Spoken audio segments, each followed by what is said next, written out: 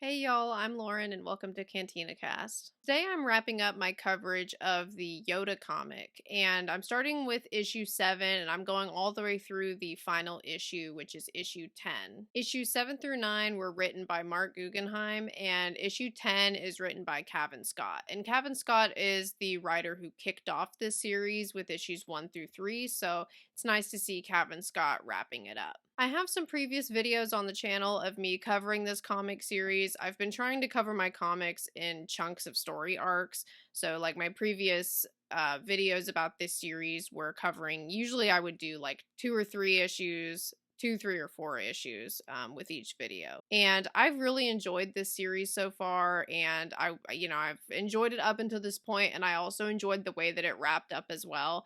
It's really nice to see Yoda's past in a way that is not over revealing information about him, in my opinion. This is something I've said in my previous videos about this series, is that I went into it a little bit apprehensive because I like the mystery around Yoda, but I ended up really enjoying how this story dives a little bit deeper into his character while still keeping some of the mystery alive for him. So this is a series that I definitely recommend, even if you are a little skeptical because you like the mystery of Yoda. I still recommend giving this one a shot because it ended up proving me wrong in that way, and it's been like one of my favorite Star Wars comics that I've read recently. So at this point of the video, since I am covering later issues of this series for this video, I do want to warn you about spoilers. If you haven't read any of this series yet, I am going to be talking spoilers going forward from this point. Starting off with issue 7, we've returned again to the present day of this series, which is Yoda sitting in his hut on Dagobah, and someone's talking to him. It sounds like it's probably a Force ghost because the color of the text is blue. So it's either a Force ghost or it's memories of someone. Either way, it's someone that's not physically there. It's Yoda sitting by himself in his hut, and he's hearing someone talking to him, trying to get his attention, trying to get him to pay attention to what's going on in the galaxy. And the voice is talking to him about the rising darkness in the galaxy and trying to really push him to do something about it. And Yoda's response to this voice is that the threat in the galaxy is way too big for him. He really has no power against it, just him on his own. And the voice says to him, "What's the first thing that you tell Jedi that you're teaching?" And Yoda says, "Size matters not." So it was cool to see that quote put in a little bit of a different context in terms of, he's just one person versus the huge might of the Empire rather than physical size. It's, thinking about it more in a way of like just him versus a huge entity that he really has no power against on his own, but this voice is trying to convince him that he actually does have the power to do something. Then we go back in time and we see Yoda is getting information about a threat that has emerged from the Separatists. So this flashback is taking place during the Clone Wars. And what he finds out about the Separatists is that they have a huge weapon that's in production called the Titan. And Yoda takes this information to the council and ends up going on a mission with Anakin. And Yoda and Anakin end up infiltrating a Separatist base, and General Grievous is also on this base. So them infiltrating the base, it does lead to a confrontation between Yoda and Grievous. But right before the confrontation happens, Yoda is able to look through the records and get some more information about what Titan is. At this point as the reader, we don't yet know what the weapon is, but we do find out at the end of the issue. But first, Yoda and Grievous have a lightsaber duel in which Yoda, of course, is able to hold his own to no surprise, but he does end up escaping, and him and Anakin get out of the base together successfully. And this is when we see Yoda report what he actually found when he was searching through the databanks of that base.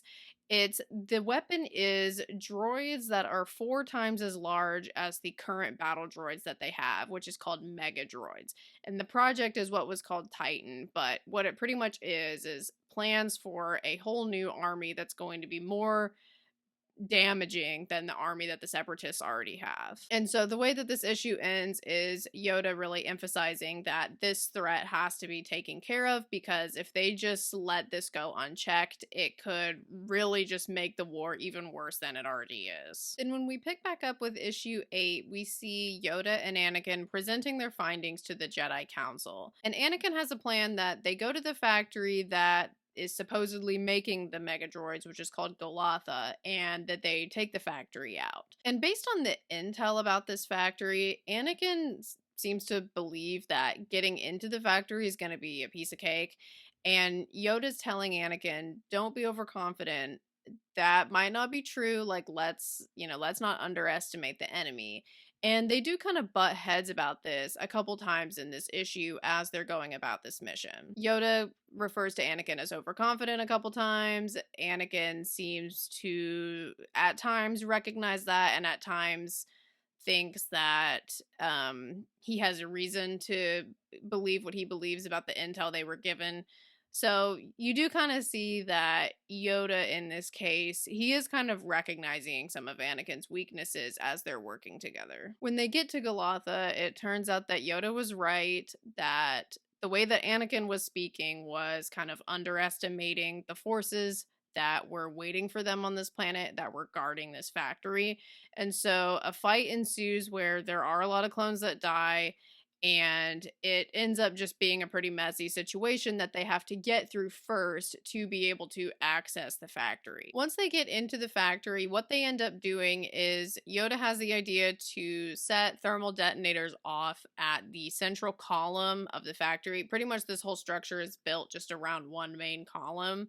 And so Yoda has the idea to just destroy the column, and then it'll bring the whole factory down. So that's what they do. They set the thermal detonators. They get back up to the surface in time because this factory is underground, and the factory collapses. But at the end of this issue, what we find out is they do successfully destroy the factory, but there is at least one mega droid, maybe even more than one, that was able to get out of the factory before it was fully destroyed. And so Anakin and Yoda, they are about to have to fight at least one mega droid, possibly more. And when issue 9 opens, we find out that thankfully that's the only mega droid that Anakin and Yoda have to fight. And it's a good thing too, because it is enormous and they're having a hard time figuring out what to do with it because their lightsabers actually can't cut through it. So that's a big improvement from like some of the battle droids that we saw earlier in the issue, where they're just able to destroy those like it's nothing. So, well, I guess an improvement for the Separatists, not for everybody else. But anyway, so they end up trying to fight this thing. Yoda has the idea of getting inside the droid. He gets inside of it and he is able to find some vulnerabilities in there. But unfortunately, when he does that, he accidentally locks himself in there. So when the droid like takes off and is flying up into upper atmosphere, Yoda is still trapped in the droid.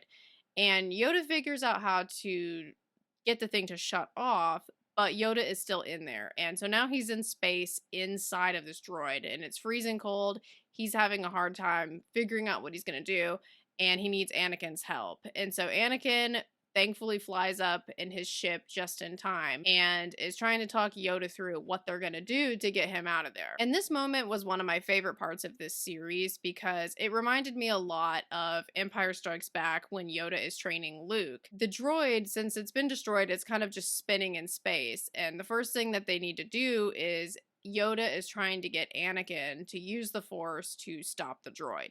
They're communicating with each other over their comm link at this point, but Anakin is in the ship and Yoda's in the droid. And Anakin tries to tell Yoda, like, I can't do it, it's too big, you're gonna have to do it, you're gonna have to get it to stop spinning, like, you're more powerful than me, you just do it. And Yoda's like, I can't do it because it's really cold in here, I'm not doing too well, I can't use the Force right now, you're gonna have to do this. So Anakin really has to focus and like stretch his abilities in the Force to get this droid to stop rotating. And he is able to successfully do it with Yoda's encouragement, and because if Anakin couldn't figure out how to do it, Yoda was going to die, and Anakin was aware of that. And so I really just loved the parallel of this scene with the scene in Empire Strikes Back when Yoda is trying to help Luke figure out how to lift the X-Wing out of the swamp, and he's, pushing him and trying to make him understand that the size of the object, it doesn't affect whether you can use the force on it or not. That's really just like sort of like a mental barrier that they have to get past. And so I thought it was really cool to see that same kind of a moment with Anakin as well. And something else I appreciated about this scene is that we haven't really seen a ton of time between Anakin and Yoda one on one. So I really liked getting to see them work together. And I also liked how, even though Yoda's life is on the line, and he at times in this scene is questioning if he's actually going to make it out of this alive or not, he still does prioritize teaching Anakin something that he really does need to learn. So even though this situation is very stressful and very high stakes, Yoda is still in that mindset where he's able to prioritize teaching. And then once Anakin successfully gets the droid to stop rotating, Yoda uses his lightsaber to break out of the droid. So the way that the droids worked, and Anakin was the one that figured this out and told Yoda, so you're getting to kind of see them work together, both of them using their strengths in their way to survive the mission pretty much. And what Anakin tells Yoda over the comlink is that he's pretty sure that you can destroy the droid from the inside with your lightsaber. It's just the outside that has like a Durasteel coating on it. So Yoda takes Anakin's word for it and is able to break out of the droid using Anakin's idea. Yoda is injured in this process because he was freezing inside the droid and then was exposed to vacuum when he was getting from the droid into Anakin's ship that had like pulled up right next to it. Yoda is injured, but he ends up being okay, of course. And when Yoda's in the med bay, Anakin visits him and is talking to him, and Anakin has the sense that Yoda probably could have used the Force to get the droid to stop spinning on his own, but Yoda didn't. And Anakin says to Yoda, "You wanted me to do it to prove it to myself that I could do it, right?"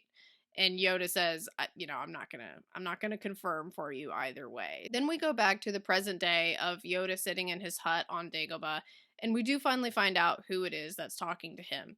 And it's Obi-Wan. And Obi-Wan is asking Yoda, you're playing games with me. Didn't you feel when I died? And Yoda says yes. And you see Yoda kind of like reflecting on Obi-Wan's death. And Yoda actually tells Obi-Wan that he even saw his death in a vision. And Yoda admits to Obi-Wan that he has been avoiding him. And when Obi-Wan asks him why, Yoda admits a lot of regret.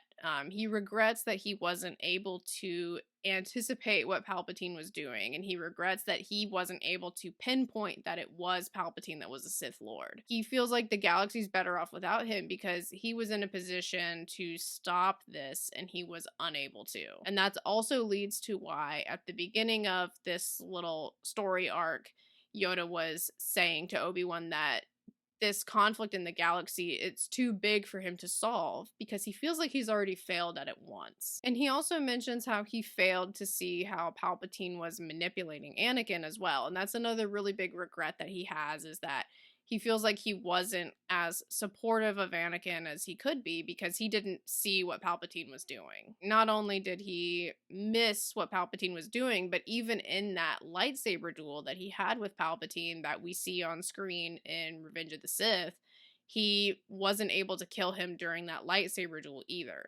So Yoda just has a lot of regrets at this point, and he's really having a hard time coping with all those things, and understandably so, because he feels like it was his responsibility and he didn't follow through on it. And the last part of this issue is Yoda saying that the shadow that has fallen on the galaxy is his own fault. And so he's exiled himself as penance, and because the galaxy is just better off without him getting in the way. And this issue, I do feel like, is one of the strongest issues of this whole series, and it's the story's leading to what I was hoping that it would accomplish from the beginning. When in the beginning of this series, when we were seeing Yoda working with different students and kind of like showing his views of the Force and showing how he feels that he should let the Force use him and guide him and all of that, I was always hoping that this comic would be leading to Yoda having to kind of like grapple with some of the mistakes that he made, because I know that, I'll just speak for myself, but I know that a lot of people probably feel the same way. I've always had a hard time like reconciling like the strong Yoda that we see in the original trilogy with failing to see what Palpatine was doing in Revenge of the Sith.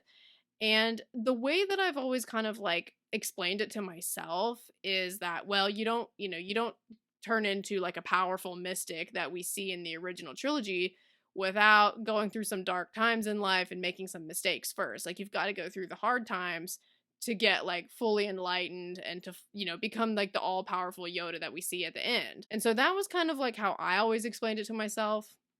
But I know that I've spoken to people about this subject who have had kind of like some further questions about that, and understandably so. Like, it is something that it is, an issue that I think is good to get some more explanation on, considering how important of a character Yoda is. It's good to actually see some of that conflict and like Yoda trying to work through this. It's good to see that actually happening on the page. And so for that reason, I really appreciated this issue, and it made me just have an even better appreciation for everything that the comic has been leading to up until this point. Then we have issue 10, which is the finale of this series. And I just have to start off by saying the way that this issue wrapped up this whole series, I just really thought was so well handled by Cavan Scott. The way that it starts off is Yoda is having a nightmare in which Bree, from the first few issues of this series, young Anakin and Qui-Gon all make an appearance. And they're kind of questioning him, sort of taunting him in a way, and Yoda wakes up from the dream, and Force Ghost Obi-Wan is still there, kind of watching over him. Yoda's kind of fed up with Obi-Wan at this point. He doesn't want to talk about all his failures, and so Yoda goes outside, and he's looking for herbs for his soup, he says, and he accidentally ends up at the dark side cave that we see Luke go into in Empire Strikes Back. And Obi-Wan is encouraging Yoda to go inside the cave because, just like what we see with Luke, the cave reveals stuff to you that you need to deal with. And so Obi-Wan is encouraging Yoda to go in the cave to have whatever vision he's going to have, so that way he can work through these problems that he's been carrying with him all this time. But at the beginning, Yoda's like, that's going to be a waste of time. That place is strong in the dark side. It's not going to show me anything that's actually going to help me. And of course, Obi-Wan feels differently and encourages him to go into the cave, and finally, like, ends up getting his way, and Yoda goes inside. And while Obi-Wan is standing outside the cave waiting, Yoda goes inside and he has his vision. And the art for this part of the issue was really cool. Just seeing like the way that this vision was drawn and like portrayed by the artist was just really neat. And so that was something about this issue that I really enjoyed. And everybody that Yoda sees in this vision is people that he failed. So he sees Dooku first, and Dooku's like, how did you not know what I was doing? How did you not know that I was going to the dark side? And then he sees Yaddle's like deceased body, and Dooku's like, yeah, I killed her, the first of many. So it's just pretty much all of Yoda's failures are just saying like the worst thing that you could imagine, making him feel awful, just kind of kicking him while he's down. We even see Keeve Trennis, which is a High Republic character if you've been following High Republic. So she's part of this vision, again, taunting Yoda about his failures. And we see Anakin, who is also like half of his body's on fire. We see Mace Windu, Bail Organa, Padme, all of these people who ended up being casualties of Yoda not seeing what Palpatine was doing. They have all shown up, and they're all in this vision telling Yoda how disappointed they are, how it's their fault, that it's his fault that they're all dead. And we see Palpatine at the end, and he even refers to Yoda as his apprentice, because he's pretty much saying that Yoda ended up being a tool that helped Palpatine get to where he ended up. And Yoda's accepting this viewpoint that there's no hope, and he's pretty much ready to give up, and he ends up seeing Bree again in the vision, who is the child from the beginning of the series, who he ended up helping, this child and his village. Yoda's recognizing that what Bree is telling him is, you taught me that failure's the greatest teacher, and he's reminding Yoda of how beneficial of an influence that Yoda had on his life. And so Yoda's in this, in the midst of all this hopeless kind of thoughts going on for Yoda, he is getting a reminder of failure's the greatest teacher and that not everything Yoda did was completely useless. He did have some big successes along the way, and unfortunately, there were failures kind of mixed in with that as well. And seeing Bria does give Yoda kind of the push that he needs to remember all of the good that Yoda did accomplish and everything that he set out and really tried his best to do. And once he's seeing Bree and he's remembering those things, that's when he has the strength to bust out of the vision and kind of it turns the tide for Yoda in terms of how he wants to go forward. And so once Yoda comes out of the vision, Obi-Wan is still there waiting for him, and Obi-Wan asks Yoda, "Will you be ready when he comes?" referring to Luke, of course. And Yoda says, "Yes, I will be ready to teach and ready to learn." And I loved that we got to see this vision happen on the page of Yoda working through all of those failures, everybody that he let down. Some of them, like, he really had no control over the situation, in my opinion. And then others was just like a straight up misguided decisions on Yoda's part. And I'm really glad that we got to see all of those people in the vision kind of confront Yoda and Yoda having to face the way that he let those people down and also the effect that it had on him. It definitely was not something that he just kind of brushed off as like, "Oh, well, I didn't know, like I couldn't do anything." Like he carries the weight of his mistakes with him. I mean, to the point to where it really is holding him back from being as powerful and strong as he could be. But after this vision, it's really where he's able to kind of turn the page and move forward. And that's how we see him where he's at when Luke shows up, and we kind of see Yoda a lot more at peace with everything that's come before that moment. And I just really love how this series took us through a lot of pivotal points of Yoda's life where Yoda did sometimes succeed and learn something from it and also fail and learn something from it, and kind of just like how it all came together into the person that he is when we see him in the original trilogy. So this series, for that reason, I just really love what it was doing with Yoda's character, and I just love the way that it told that story. And I loved each of the contributions from the different authors that were contributing to this story as well. So I just really connected with the story that this series has been telling, and the way that it wrapped up was just perfect for me. If you read this series, let me know what you thought about it, especially how it's kind of revealed more of Yoda's character to us. And thanks so much for watching, and I hope that y'all have a great rest of your day. Bye, y'all.